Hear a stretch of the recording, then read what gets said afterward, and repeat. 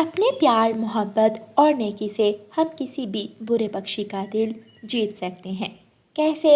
आइए इस कहानी में जानते हैं। रानो चिड़िया का घोंसला बहुत पुराना हो गया था और अब रानो चिड़िया के घोंसले के आसपास ना तो फलदार पेड़ थे और ना ही दाना। इसलिए रानो चिड़िया वहाँ से परावास करने का सोचती है। चलो मेरे बच्चों, आज हमें जंगल की दूसरी तरफ जाना है। आज मैं आपको नया जंगल दिखाऊंगी। नए जंगल का सुनकर दोनों बच्चे बहुत खुश हो जाते हैं और वो सब वहाँ से उड़ते हैं। मम्मा चिड़िया अपने बच्चों को लेकर जंगल के दूसरे कोने में पहुँच जाती है। बच्चों, देखा यहाँ कितने ज़्यादा फलदार पेड़ हैं। यहाँ हमें फल भी आसानी से मिल जाएंगे और दाना भी। मम्मा, क्या नदी भी पास ही है? हाँ बेटे, यहाँ से थोड़ी ही दूर नदी है। आप यहाँ बैठो और मैं घोंसला बनाने के लिए कोई मजबूत डाल देखती हूँ। अपने बच्चों को वहाँ बिठाकर मम्मा चिड़िया थोड़ा आगे जाती है। मम्मा चिड़िया एक बड़े और मजबूत पेड़ का चुनाव करती है। ये पेड़ ठीक है, मैं इस पेड़ पर अपना घोंसला बना लेती हूँ। यहाँ मैं और मेरे बच्चे सुरक्षित रहेंगे। बच्चों, गुड़िया और कुकू, यहाँ आ जाएं। आप यहाँ आ जाएं मेरे पास। अपनी मम्मा की आवाज़ सुनकर दोनों बच्चे जल्दी से उड़ते हैं और अपनी मम्मा के पास चले जाते हैं। मम्मा, क्या इस पेड़ पर हम अपना घोंसला बना रहे हैं? हाँ गुड़िया बेटी, आप यहाँ बैठें और मैं घोंसला बनाने का काम शुरू करती हूँ। मम्मा चिड़िया तिनका तिनका इकट्ठा करती है और घोंसला बनाने का काम शुरू करती है। जंगल के उसी हिस्से में एक कालू कौवा भी रहता था जो अपने घोंसले में सोया हुआ था। चिड़िया के बच्चों की आवाज़ सुनकर कालू कौवा उठ जाता है। ये कौन है? ये आवाज़ किसकी है? कहीं ऐसा तो नहीं कोई मेरे आसपास घोंसला बना रहा है? मैं अभी जाकर देखता हूँ। ऐसे सोचते हुए कालू कौवा उड़ता है। थोड़ी ही दूर उसे चिड़िया घोंसला बनाती हुई दिख जाती है। कालू कौवा वहाँ आ जाता है। ना भी ना, ये नहीं चलेगा। ये जंगल, ये फल, ये पेड़, ये दाना मेरा है। मैं किसी दूसरे पक्षी को यहाँ रहने की इजाज़त नहीं देता। कौवे भैया, हम पक्षी तो मिलजुल कर खुश रहते हैं, एक दूसरे की मदद करते हैं। फिर आप अकेले क्यों रहना पसंद करते हैं? अगर मैं यहाँ रहूँगी तो मुश्किल वक्त में आपका साथ दूँगी। ना मुझ पर कभी मुश्किल वक्त आया है और ना मुझे किसी के साथ की ज़रूरत है। उठाओ अपने तिनके, अपने बच्चों को लो और निकल जाओ यहाँ से। लेकिन कौवे भैया, अब तो मैंने अपना घोंसला बना लिया है। मैं तो अब इसी घोंसले में रहूँगी।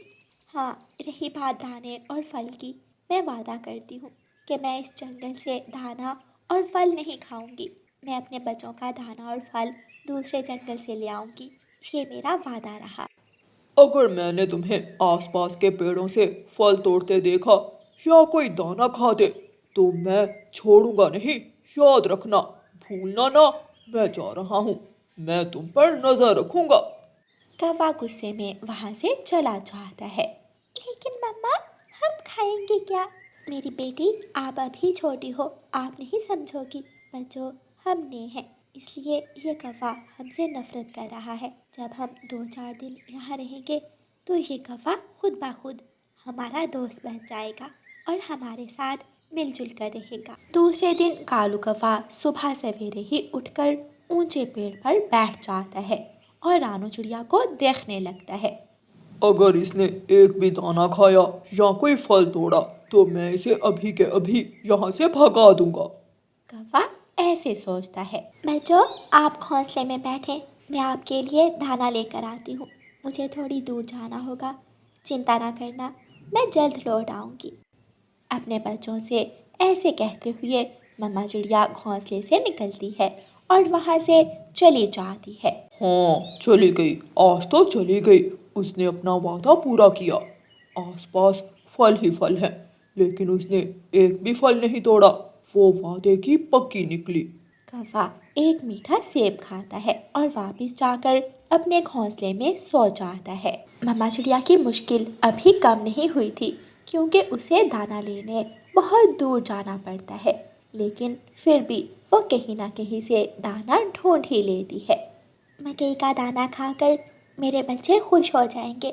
आज तो मुझे मकई का दाना मिला है। 1-2 दिन की बात है, जब कौवा मेरा दोस्त बन जाएगा तो मेरे बच्चे भी मीठा फल खाया करेंगे। मुझे विश्वास है कि कौवा मेरा दोस्त ज़रूर बन जाएगा। मम्मा चिड़िया दाना लेकर वापस घर की तरफ उड़ती है। वो रास्ते में कालू कौवे के पास रुकती है। कौवे भैया, आप तो दिन में भी सोए हुए हैं। दिन तो काम करने के लिए होता है, सोने के लिए नहीं।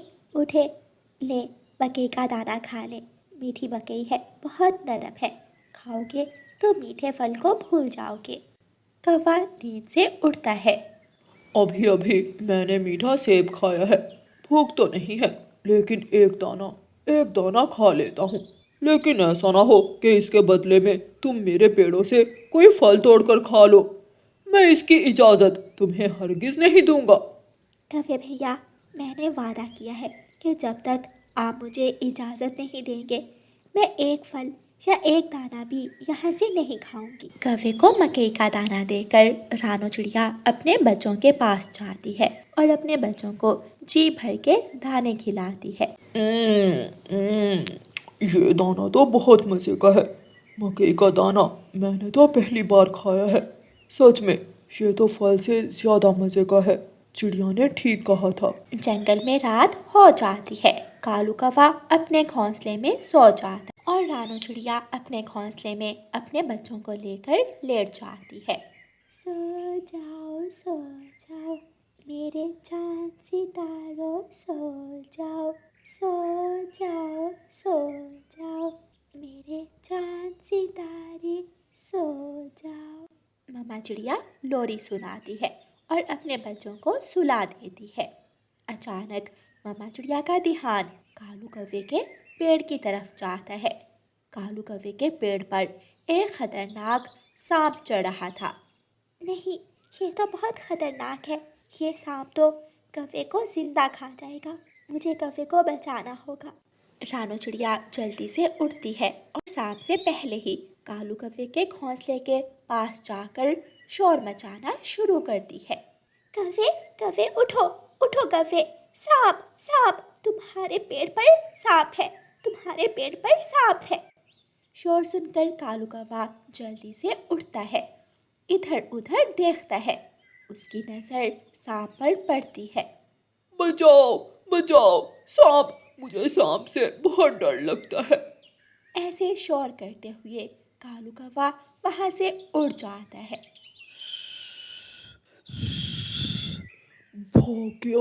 भाग गया कौवा। चिड़िया ने कौवे को बचा लिया। अगर ना भागता तो आज मैं पेट भर कर मांस खाता कालू कौवे का। रानो चिड़िया कौवे को अपने घोंसले के पास ले जाती है। आप शांत हो जाएं, अब डरने की कोई बात नहीं है। अब आप सुरक्षित हैं। हम सांप से बहुत दूर हैं। मैंने अपने पेड़ के नीचे कांटे लगाए हुए हैं। अगर सांप इस तरफ आया भी तो ऊपर नहीं चढ़ सकेगा। ये सुनकर कौवे को थोड़ा सुकून मिलता है। मैं जिंदा हूँ, मैं बच गया। चिड़िया, तुम्हारा शुक्रिया, तुमने मेरी जान बचाई। आज से हम दोनों दोस्त बनकर रहेंगे और मिलजुल कर रहेंगे। अगर कहो तो मैं तुम्हारे लिए अभी मीठा फल तोड़ कर लाऊं। ये सुनकर रानो चिड़िया हंसने लग जाती है और कौवे से कहती है, कौवे भैया, अब तो रात है, सुबह होगी तो मीठे फलों से सुबह का नाश्ता करेंगे। अब आप मेरे घोंसले में सो जाएं और मैं यहाँ डाल पर सो जाती हूँ। फिर कालू कौवा रानो चिड़िया के बच्चों के साथ घोंसले में लेटकर सो जाता है और रानो चिड़िया पेड़ की डाल पर। सुबह जब गुड़िया की आंख खुलती है तो कालू कौवे को अपने घोंसले में सोया हुआ देखकर डर जाती है। मम्मा कौवा, हमारे घोंसले में कौवा, हमें कौवे से बचाएं। गुड़िया का शोर सुनकर वो सब उठ जाते हैं। गुड़िया बेटी, अब ये कौवा अंकल हमारे दोस्त हैं और हम मिलजुल कर एक साथ रहेंगे। मैंने कहा था ना कि थोड़े दिनों बाद ये कौवा हमारा दोस्त बन जाएगा, और ऐसा ही हुआ। फिर कालू कौवा तेज़ी से एक सेब के पेड़ की तरफ जाता है और एक मीठा सेब लाकर गुड़िया को देता है। ये रहा आपका नाश्ता चाचा कालू की तरफ से। प्यारे दोस्तों, इस कहानी को लाइक, अपने दोस्तों के साथ शेयर और चैनल को सब्सक्राइब करना बिल्कुल मत भूलना। आपका धन्यवाद। सुंदर नदी ने गुड़िया की मदद की। गुड़िया चिड़िया अपनी मम्मा के साथ अपने घर में बैठी हुई थी जब गुड़िया की मम्मा गुड़िया से कहती है, गुड़िया बेटी, आज आपकी नानो आ रही हैं। मम्मा सच? फिर तो आज बहुत मज़ा आएगा। मैंने सोचा है हम आपकी नानों के लिए मीठी खीर बनाते हैं। ये ले पैसे और आप दुकान से 1 लीटर दूध ले आए। गुड़िया अपनी मम्मा से पैसे लेती है, बाल्टी उठाती है और दुकान से दूध लेने चली जाती है। रास्ते में गुड़िया को जग्गू कौवा भी मिल जाता है। गुड़िया गुड़िया कहाँ जा रही हो? जग्गू भाई, मैं दुकान से दूध लेने जा रही हूँ। मैं भी तुम्हारे साथ जाऊंगा। जग्गू कौवा भी गुड़िया के साथ चला जाता है। रास्ते में जाते हुए वो नदी के ऊपर से गुजरते हैं तो गुड़िया के पैसे पंख से छूटकर नदी में गिर जाते हैं। गुड़िया रुक जाती है और नदी किनारे बैठकर रोने लग जाती है। गुड़िया, अब तुम्हारे पैसे नहीं मिलेंगे। नदी में गिरी हुई कोई चीज़ नहीं मिलती। आप ऐसा करो, घर से और पैसे ले आओ। मेरी मम्मा के पास और पैसे नहीं होंगे। मुझे मालूम है। नदी, प्यारी नदी, मेरे पैसे मुझे वापस कर दो। सुंदर नदी, मेरे पैसे मुझे वापस कर दो। गुड़िया रोए जाती है और ऐसे कहती रहती है, सुंदर नदी, मेरे पैसे मुझे वापस दे दो प्लीज, मैं बहुत परेशान हूँ। गुड़िया को नदी से पैसे मांगते देखकर जग्गू कौवा हंसने लग जाता है। अचानक नदी से आवाज़ आती है और नदी गुड़िया से बात करती है। गुड़िया, चुप कर जाओ। आपने मुझे सुंदर नदी कहा। किसी ने भी कभी मेरी तारीफ नहीं की। मैं बहुत खुश हूँ। फिर सुंदर नदी गुड़िया को उसके पैसे वापस कर देती है। ये रहे आपके दूध के पैसे और ये कुछ और मेरी तरफ से। कोई चीज़ लेकर खा लेना। गुड़िया बहुत खुश होती है। सुंदर नदी, आप बहुत अच्छी हो। मैं हमेशा आपसे मिलने आऊँगी। आप बहुत अच्छी हो। जग्गू कौवा तो आंखें फाड़ फाड़ कर ये सब देख रहा था। जग्गू भाई, देखा, सच्चे दिल से मांगी हुई हर इच्छा ज़रूर पूरी होती है। चलो अब चलें। जो पैसे सुंदर नदी ने चीज़ खाने को दिए हैं, मुझे भी उन पैसों से चीज़ लेकर दोगी? जग्गू की बात सुनकर गुड़िया हंसने लगती है। हाँ, लेकर दूंगी। हम दोनों मिलकर इन पैसों से मिठाई खाएंगे। दोनों दोस्त दोबारा उड़ते हैं। पहले वो दोनों मिठाई की दुकान पर जाते हैं और मिठाई वाले अंकल से मिठाई लेकर खाते हैं। जग्गू भाई, मुझे लड्डू बहुत ज़्यादा पसंद है। आप ये जलेबी खा लें और लड्डू मुझे दे दें। गुड़िया गुड़िया, एक जलेबी मैं अपनी मम्मा के लिए भी ले जाऊं? आप ये जलेबी अपनी मम्मा के लिए ले जाएं और मैं ये लड्डू अपनी मम्मा के लिए ले जाती हूँ। फिर वो दुकान से बाल्टी में दूध लेते हैं और अपने अपने घरों को चले जाते हैं। लेकिन आपके पास तो इतने पैसे नहीं थे कि मिठाई ले सकती। सच सच बताओ, मिठाई कहाँ से ली है आपने? मम्मा, जब मेरे पैसे नदी में गिरे तो सुंदर नदी ने मुझे मिठाई के लिए भी पैसे दिए थे। फिर तो आपकी दोस्ती हो गई सुंदर नदी से। मम्मा, मैंने और जग्गू ने मिलकर मिठाई खाई थी। फिर गुड़िया की मम्मा दूध से खीर बनाने लगती है। मम्मा मम्मा, जब गुड़िया के पैसे नदी में गिरे तो सुंदर नदी ने उसके पैसों के साथ साथ गुड़िया को मिठाई खाने के लिए भी पैसे दिए थे।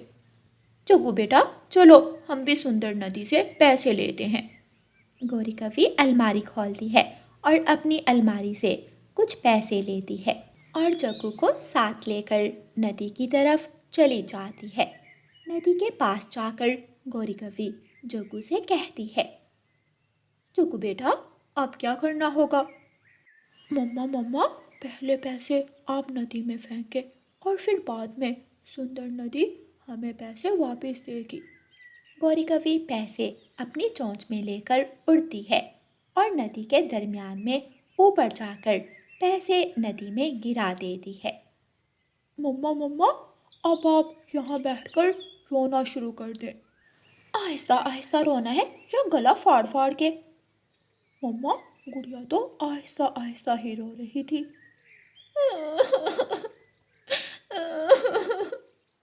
सुंदर नदी, सुंदर नदी, मेरे पैसे मुझे वापस दे दो। मैं गरीब हूँ। मैं जग्गू, जग्गू बेटा, आगे गुड़िया ने क्या कहा था? मैं दूध लेने जा रही थी, मेरी मम्मा के पास और पैसे नहीं हैं। मैं दूध लेने जा रही थी, मेरी मम्मा मतलब जग्गू की नानों के पास और पैसे नहीं हैं। बस बस मम्मा, अब इंतज़ार करो। गौरी कवि और जग्गू कौवा काफ़ी देर तक वहाँ बैठे रहते हैं, लेकिन नदी से कोई आवाज़ नहीं आती और ना ही नदी उनसे कोई बात करती है। सुंदर नदी, मेरे पैसे मुझे वापस कर दो। जग्गू, ये नदी तो कोई जवाब ही नहीं दे रही। नदी, मेरे पैसे मुझे वापस दो। मैंने कहा प्यार से मेरी बात मान लो, वरना मैं पूरे जंगल का कचरा लाकर तुम्हारे अंदर गिरा दूंगी। मम्मा, गुड़िया ने तो ऐसा ही कहा था, फिर हमारी बारी, नदी को क्या हुआ? जग्गू बेटा, मेरे पास यही पैसे थे, तुम्हारे पिताजी ने ऐनक खरीदने के लिए रखे हुए थे, अब क्या होगा? मम्मा रुके, मैं गुड़िया को बुला कर लाता हूँ। जग्गू कौवा जल्दी से गुड़िया के घर की तरफ जाता है। गुड़िया अपनी नानों के साथ बैठी मीठी खीर खा रही थी। गुड़िया, प्लीज मेरे साथ चलो। जग्गू, बताओ तो हुआ क्या है? फिर जग्गू गुड़िया को सारी बात बताता है। मम्मा ने अपने सारे पैसे नदी में गिरा दिए हैं, लेकिन अब नदी कोई जवाब ही नहीं दे रही। शायद वो नदी हमसे गुस्सा हो गई है। ये सुनकर गुड़िया और उसकी नानो हंसने लग जाती हैं। जाओ गुड़िया बेटी, और अपनी दोस्त सुंदर नदी से जग्गू की मम्मा के पैसे तो वापस ले दो। गुड़िया जग्गू कौवे के साथ जाती है और नदी के पास जाकर सुंदर नदी से कहती है, सुंदर नदी, मैं जानती हूँ कि आप लालची पक्षियों की मदद नहीं करोगी, लेकिन एक बार, बस एक बार गौरी आंटी के पैसे वापस कर दें। प्लीज प्लीज प्लीज सुंदर नदी। सुंदर नदी से आवाज़ आती है, गुड़िया, इस काली कवि ने मुझे बुरा भला कहा था। मैं माफ़ी मांगती हूँ सुंदर नदी, मुझसे गलती हो गई, मैं सच में लालच में आ गई थी। फिर सुंदर नदी गौरी कवि के पैसे उसे वापस कर देती है। ये आपके पैसे और ये मिठाई के, अब दोबारा मेरे पास ना आना, लालची कवि। प्यारे दोस्तों, इस कहानी को लाइक, अपने दोस्तों के साथ शेयर और चैनल को सब्सक्राइब करना बिल्कुल मत भूलना। आपका धन्यवाद।